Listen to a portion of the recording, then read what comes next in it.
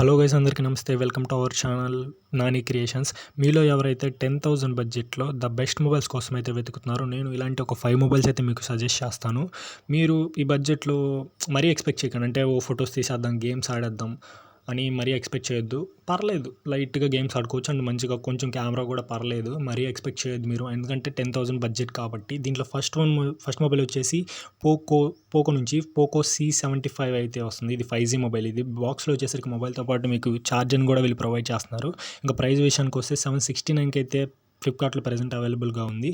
Display విషయానికి వస్తే 17.47 largest and smooth డిస్ప్లేని అయితే వీళ్ళు ప్రొవైడ్ చేయడం జరుగుతుంది. ఇంకా వాల్యూమ్ విషయానికి వస్తే 150% వాల్యూమ్ బూస్ట్‌ని అయితే వీళ్ళు ప్రొవైడ్ చేస్తున్నారు.